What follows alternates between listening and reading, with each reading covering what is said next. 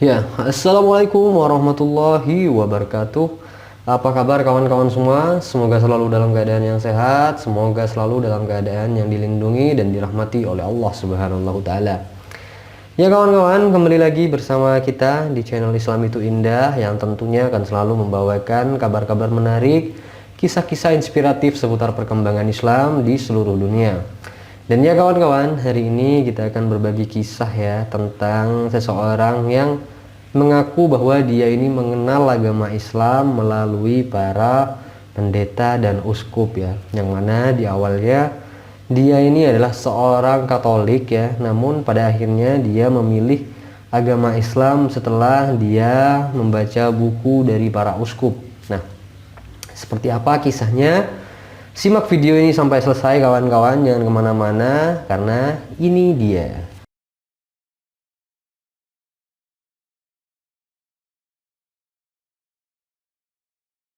Saya lahir dari orang tua Katolik yang taat dan bersekolah di sekolah Katolik yang diajar oleh para pendeta dan biarawati yang sangat taat pula. Kami mempelajari pengetahuan agama kami secara menyeluruh melalui metode tanya jawab yang disebut dengan katekimus. Ini terdiri dari 499 pertanyaan yang kami hafalkan dan 499 jawaban yang dipikirkan dengan matang kata demi katanya. Katekismus ini membahas semua aspek tentang keimanan, moralitas, dan doa.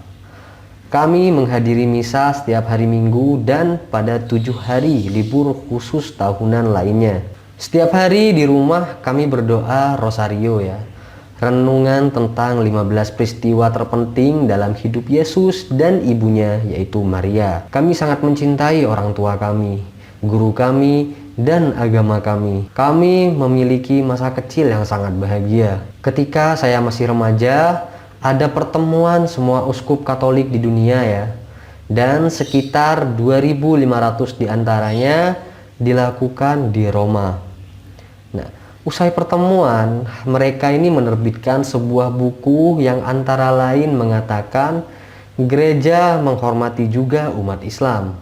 Mereka memuja satu Tuhan yang hidup dan hidup di dalam dirinya, penyayang dan maha penguasa, pencipta langit dan bumi, yang telah berbicara kepada manusia. Mereka bersusah payah untuk tunduk dengan sepenuh hati, bahkan pada ketetapannya yang tidak dapat dipahami. Seperti halnya Ibrahim, yang dengannya iman Islam selalu menghubungkan dirinya tunduk kepada Tuhan. Meskipun mereka tidak mengakui Yesus sebagai Tuhan, tapi mereka memuja Dia sebagai seorang nabi. Mereka juga menghormati Maria ya, Bunda Perawan, dan kadang-kadang mereka bahkan memanggilnya dengan pengabdian. Selain itu, mereka menunggu hari penghakiman ketika Tuhan akan memberikan gurun mereka kepada semua orang yang telah dibangkitkan dari kematian. Akhirnya, mereka menghargai kehidupan moral dan menyembah Tuhan terutama melalui doa, sedekah, dan berpuasa. Karena selama berabad-abad tidak sedikit pertengkaran dan permusuhan telah muncul antara Kristen dan Muslim, sinode suci ini mendesak semua orang untuk melupakan masa lalu dan bekerja dengan tulus untuk saling pengertian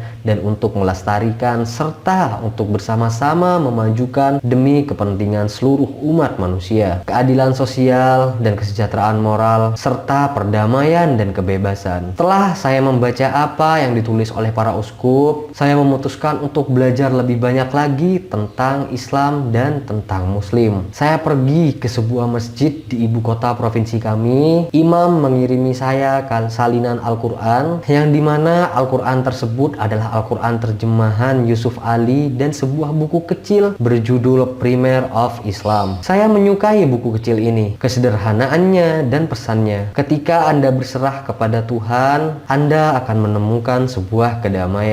Thomas Aquinas, seorang teolog Katolik yang hebat, ketika ditanya bagaimana menjadi terpelajar, ia menuliskan, bacalah satu buku, apapun yang Anda baca atau dengar, berhati-hatilah dan memahaminya dengan baik. Dapatkan kepastian tentang apa yang meragukan. Kata Thomas Aquinas ya, dikutip dalam sebuah tulisannya. Saya menerapkan nasihat ini pada Al-Quran. Saya dengan cermat membaca terjemahan Al-Quran Yusuf Ali 2 kali dan mempelajari banyak catatan kakinya. Beberapa saat kemudian Universitas kota kami mengadakan simposium 3 ya, simposium tentang Islam, dan saya pun ikut hadir di sana. Pembicara utama sangat cerdas, pandai bicara dan lembut. Segala sesuatu yang ditulis oleh para uskup tentang Muslim tampaknya memang sesuai dengan apa yang saya baca dan apa yang saya dengar. Saya mulai menghadiri pelajaran bahasa Arab dan Islam mingguan yang ditawarkan oleh para Muslim lokal. Kepala sekolahnya sangat cerdas, seorang profesor teknik elektro di universitas. Saya mengajukan banyak sekali pertanyaan kepadanya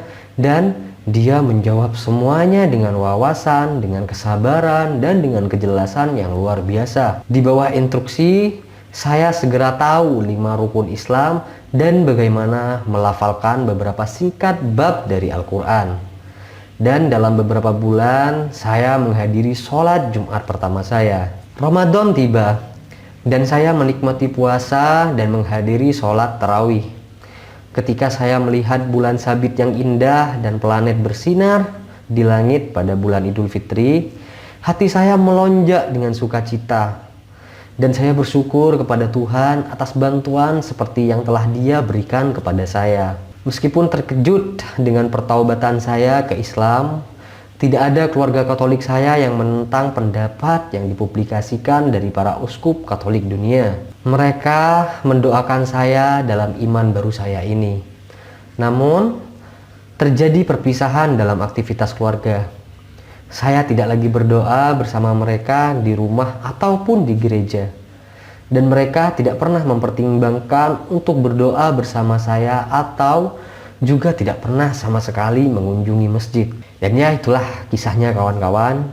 Kisah dari seseorang yang memilih agama Islam, dia menjadi mu'alaf setelah memastikan apa yang ditulis dari para uskup ya, dimana uskup itu berkumpul untuk membuat sebuah buku, dan di dalam buku itu juga disinggung tentang agama Islam yang menyembah satu Tuhan. Lalu si pemuda ini akhirnya mempelajari buku tersebut dan dia penasaran tentang Islam, tentang Muslim. Ia berkunjung ke suatu masjid, ia belajar, ia bertanya, dan pada saat belajar itulah Allah memberikan hidayahnya, Allah menurunkan hidayah pikiran kepadanya untuk mengetahui seperti apa keindahan Islam itu. Dan pada akhirnya pemuda ini memilih Islam sebagai agama yang ia yakini, sebagai agama yang ia anut, dan tetap hidup berdampingan dengan keluarganya yang berbeda agama. Subhanallah, ini adalah hal yang sangat luar biasa. Dan itulah kawan-kawan kisahnya. Terima kasih sudah menyimak sampai selesai. Semoga dari kisah inspiratif ini dapat menggugah keimanan kita untuk terus selalu berusaha belajar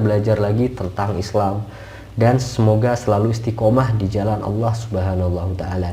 Ya, itu saja, kurang lebihnya mohon maaf. Wabillahi taufiq wal hidayah. Assalamualaikum warahmatullahi wabarakatuh.